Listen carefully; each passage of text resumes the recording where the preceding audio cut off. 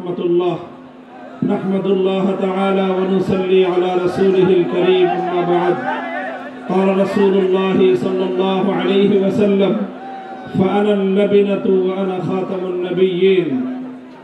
सम्मिलित खत्मे नबुवत परिषदेर उद्योगे आयोजित आजकेर এই खत्मे नबुवत महासम्मेलने उपस्थित संग्रामी सभापति उपस्थित विश्व उम्मते मुस्लिमार बरेण्य उलामाए केराम समवेत नबी प्रेमिक तौहिदी जनतार এই विशाल बात भांगा जनस्रोत एवं जनसमुद्र আমরা বলতে চাই পরিষ্কার ভাষায় আল্লাহ পাক রব্বুল ইজ্জত নবুয়তের যেই প্রাসাদকে পূর্ণ করেছেন সেই প্রাসাদের সর্বশেষ সুমহান অংশ এবং তার ঈদ বলে মুহাম্মদ সাল্লাল্লাহু আলাইহি ওয়াসাল্লাম নিজেকে ঘোষণা করেছেন। আল্লাহর নবীর পরে ইসলামের নবুয়তের এই সুমহান প্রাসাদে অন্য কেউ যদি নবুয়তের পরিচয় দিতে চায় সে নবুয়তের এই সুমহান রাজপ্রাসাদে আবর্জনা ময়লা বলে বিবেচিত হবে। ইতিহাসের ঘৃণিত ময়লা আবর্জনা কুখ্যাত গোলাম আহমদ কাদিয়ানী এবং তার অনুসারীদেরকে বাংলার রাষ্ট্রে কাফের ঘোষণা দেখতে চাই।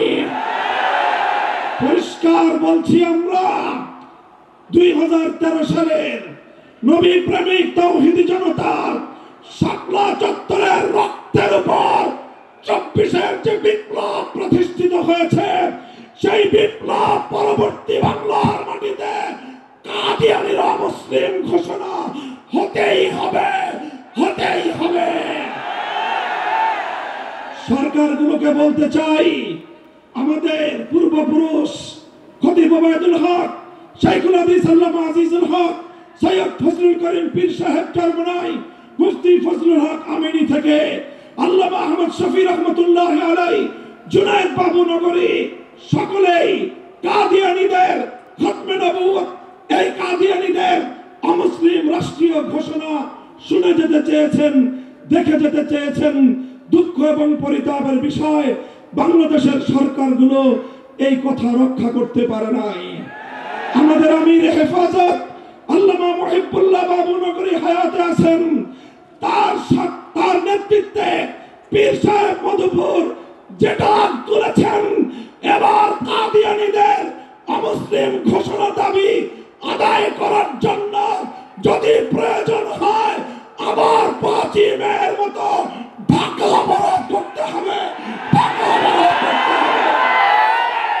শুধু ঢাকা নয়, প্রয়োজনে জাতীয় সংসদের দিকে লং মার্চ করতে হবে, বাংলাদেশ অবরুদ্ধ করতে হবে, সকল রাজনীতি বন্ধ করে দিতে হবে, পার্লামেন্ট অচল করে দিতে হবে, সচিবালয় বন্ধ হয়ে যাবে, বাংলাদেশ থমকে দাঁড়াবে।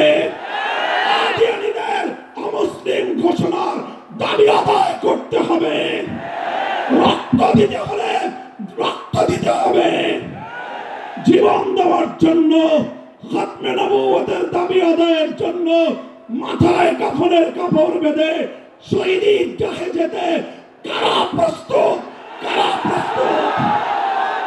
ইনশাআল্লাহ এ দাবি আদায় হবে।